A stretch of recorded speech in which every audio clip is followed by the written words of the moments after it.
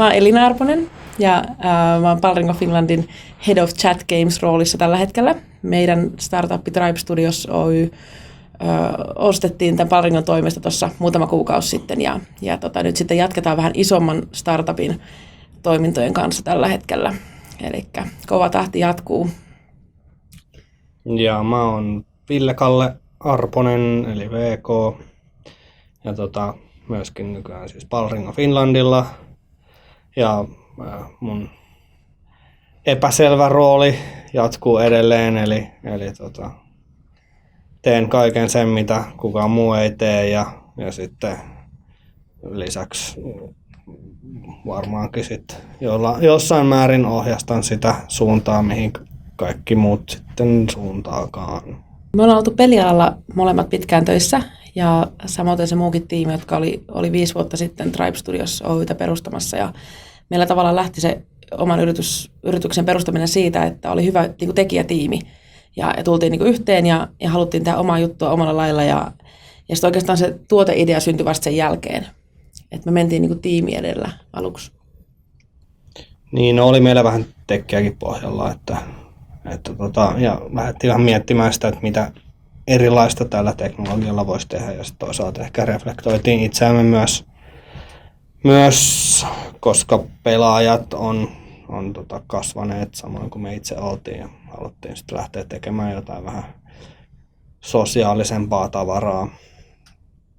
Ja no, onneksi aika sai sitten meidät kiinni ja niin kuin se mitä lähdettiin tekemään niin alkoi sitten olemaan loppupeleissä sitten jokseenkin järkevää myös. No niin, tänään ollaan tämmöisessä Pocket Gamer Connect-tapahtumassa Helsingissä, eli tämmöinen isohko pelialan tämmöinen networking-tapahtuma, jossa tapaa sitten muita pelinkehittäjiä ja kaikkia muita alaan liittyviä tekijöitä. Täällä ollaan niinku hakemassa inspiraatiota ja ideoita. Mä oon tässä kohta puhumassa. Mä kerron siitä, että miten tämmöisen chatti-applikaation ja mobiilipelit, niin miten ne voi yhdistää ja mitä hyötyä siitä on ja miten se voi tehdä. Eli oikeastaan kerron siitä, niin kuin mitä me tehdään ja totta kai yritän niin kuin kertoa sellaisella näkökulmalla, että siitä on sitten muillekin hyötyä ja tavallaan muut voi saada siitä omia niin kuin ajatuksia ja inspiraatiota. Ja totta kai samalla sitten meidän firma saa siinä näkyvyyttä, että ehkä niin kuin suurempi määrä ihmisiä sitten tietää, että mikä on Palringo. Then the second way to combine the game with the chat app is probably the most well known. So that the chat app functions as kind of a marketing platform, and the platform links to the game, and the game links to the platform. But there can also be closer ties. Here's an example from our game, Icy Tower, which when you go into the gameplay and you start playing and you get an achievement, you can see the achievement flying there in the game. But then the achievement is also visible in the chat app. So there's kind of an extra link back to the app. Elina käytti jonkun puoli tuntia tuossa ennen puhetta, että se tankkasi itselleen, niin se kyllä näkyy tuossa puheessa. Että etenkin sitten kun katsomme, että miten meni toi paneeli ton jälkeen, niin se paneelihan oli huomattavasti heikompi esitys. No, siinä jäi meikäläiselle aika moni kasa hampakoloa, että niinku tällainen ja tällainen ja tällainen asia, että seuraavan kerran kun olet vastaavassa tilanteessa, niin nämä asiat sit muistat ja näin. Minä olen Jiri Jormakka. Minä olen Juuso Oinonen. Ja meillä on tämä yritys nimeltä Havusport. Ja meillä on sovellus, sekin on Havusport nimeltään, ja se on junioriurheiluun liittyvä tämmöinen aputyökalu. Joo, ja eli nyt ensimmäinen laji, mihin tämä tehdään, tämä meidän softa, niin se on tuo jääkiekko, ja sitten sen jälkeen katsellaan muita lajeja. Miksi tämä on aputyökalu yhten kellekään, niin tämä kerää yksinkertaisesti dataa seuroista, joukkueista ja yksilöistä. Ja ne on kaikki helposti saatavissa ja näin päin pois. Ja sitä on helpompi sit hyödyntää sitä, kun me jalostetaan tuolla softalla se sellaisen muoto, että niin sitä on helpompi käsitellä sitä tietoa. Helsingin kotiareena käytiin siellä HIFKin junnujen kanssa palaveeraamassa. A ja B junnut oli siellä käsittelyssä ja erittäin hedelmällinen oli tämä palaveri. Ja lähdetään sitten testaamaan poikien kanssa tätä meidän Havusport-tuotetta. Joo, tosiaan nyt on elokuun 24. päivä maanantai, vaille 5. Ja tämä on nyt se kohtalon hetki kun niin havusporttia seuraa tämä kamera ja kameryhmä ilmeisesti vuoden loppuun asti. Ja sen jälkeen katsellaan, että mitä ollaan saatu aikaiseksi.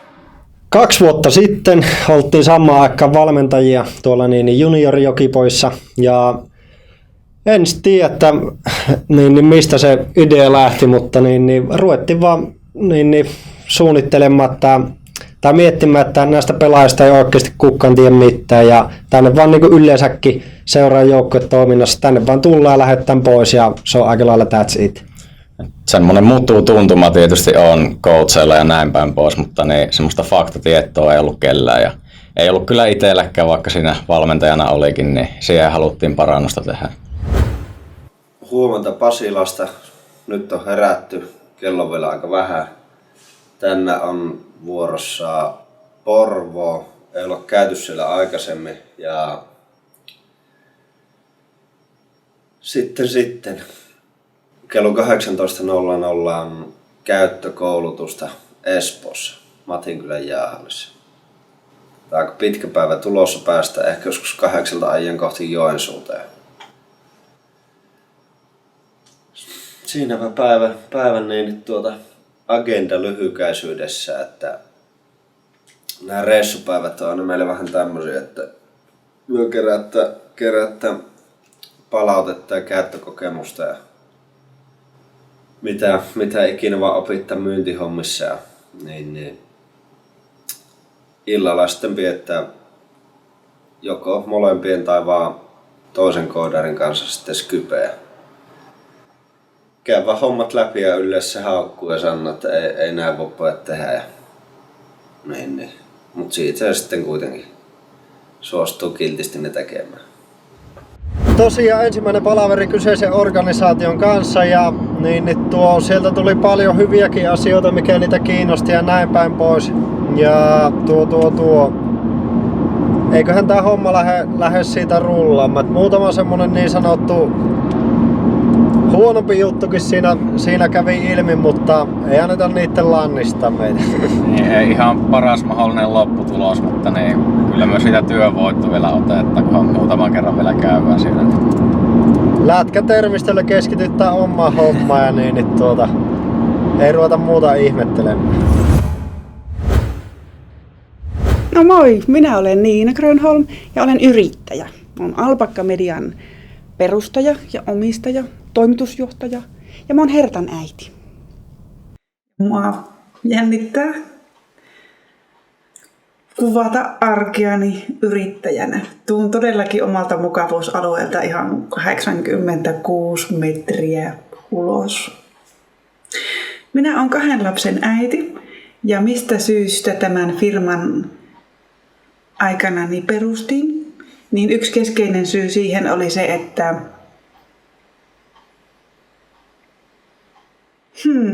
siihen oli oikeastaan aika monta syytä.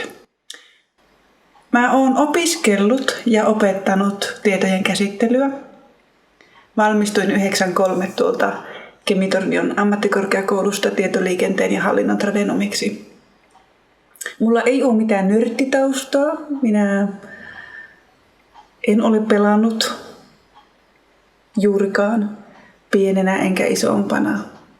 Mulla ei ole myöskään TV-tuotantojen taustaa. Mulla on kirjoittamistausta. Minä olen semmoinen perinteinen pöytälaatikkokirjoittaja ollut iänpäivät. Miten 2 pienen lapsen äiti voi heittäytyä yhtäkkiä yrittäjäksi? Varmaan sieltä opettajan palkkapallilta en olisi ehkä pystynytkään. Mutta opiskelijan statukselta kuitenkin ajattelin, että pitää mullakin olla asiakas ja mä soitin Ylelle. Ja kerroin, että mulla olisi tämmöinen idea, minkä haluaisin tulla esittelemään. Saanko tulla kertomaan teille? Ja sain mennä ja kävin kertomassa ja mulla ei ole mitään animaatio- eikä pelitaustaa. Ja oli se idea, jonka kävin vahtoamassa, että mulla olisi tämmöinen hahmo ja mä haluaisin, että tämä hahmo näkyisi paitsi animaatioissa, lapsi katsoisi telekkarista, että hei, nämä jutut kuuluu lapsen arkeen. Ja sitten olisi vielä pelit, joissa lapsi voi pelata sitä samaa teemaa. Ja mä satuin menemään nähtävästi ihan semmoiseen hyvään välämään, että tarvittiin tällaista monikanavaista sisältöä. Ja syksyllä 2007, 8 vuotta sitten, Hertan maailma näki päivän valon. Alpakka Media sai olla mukana tekemässä lasten kulttuurin historiaa. Yle aloitti Arkeamu-lähetykset muistaakseni tammikuussa 2008. Ja 2008 me tehtiin jo useita animaatioita ja pelejä. Ja parin vuoden aikana niitä valmistettiin sitten 52 animaatiojaksoa ja parikymmentä nettipeliä. Ja niistä tuli heti ihan hirvittävän suosittuja. Ensi kerralla taas trombataan. Uusi Trombaajat-jakso joka tiistai ja perjantai. Muina aikoina myös somessa.